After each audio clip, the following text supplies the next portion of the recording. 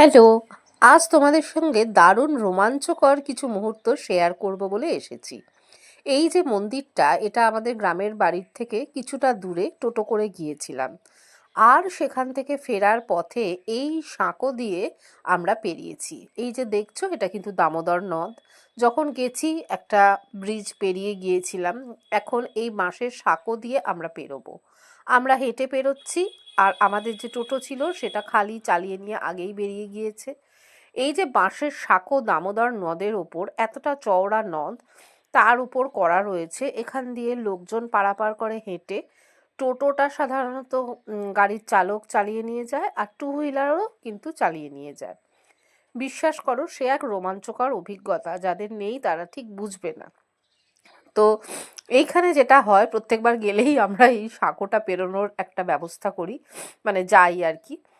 তো বেশ মজা লাগে। কারণ কারণ বলছি, এই দেখো দুদিকে দেখছো গভীর দামোদর নদ, দূরে দূরে এক আধটা আলো দেখা যাচ্ছে। আর এই যে সাঁকোটা বাঁশের, দুদিকে শুধু লাইট দেয়া আছে, মাঝখানে কিচ্ছু নেই, মাঝখানে কোনো লাইট নেই, দেখতেই পাচ্ছ আশা করি।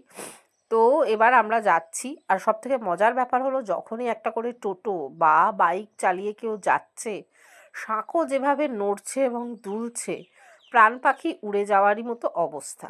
যারা প্রথমবার যাবে তারা তো বেশ ভয় পাবে, যেমন পাপিয়া গিয়েছিল, ওর একটা নতুন রোমাঞ্চকর অভিজ্ঞতা হলো। আর এই যে আমার বাপি মা যাচ্ছে দুজনে হাত ধরাধরি করে, এই বয়সে তাদের পক্ষে এই সাঁকোটা পেরোনো সত্যিই দুষ্কর একটা ব্যাপার। তবুও শুধুমাত্র আমাদের আনন্দের জন্য এই সাঁকো পেরিয়ে যেতে রাজি হয়েছিল বাবা মা। তো যাই হোক, এই ধরনের ছোট ছোট অভিজ্ঞতাগুলো তোমাদের সাথে শেয়ার করি। যাদের এই ধরনের অভিজ্ঞতা নেই তারা মনে হয় আমার এই ভিডিওর মাধ্যমে এই অভিজ্ঞতাগুলো সঞ্চয় করছো এবং আমাদের মতোই আনন্দ করছো। আজকের এই রোমাঞ্চকর সাঁকো অভিযান তোমাদের কেমন লাগলো জানিও, কারণ এইগুলো কিন্তু আমরা খুব মজা করি, আমাদের ভীষণ ভালো লাগে, তাই বারবার ফিরে যাই এই সব জায়গায়। আজকের মতো চললাম, আবার নতুন কোনো রোমাঞ্চকর ভিডিও নিয়ে খুব শিগগিরই আসবো। টাটা।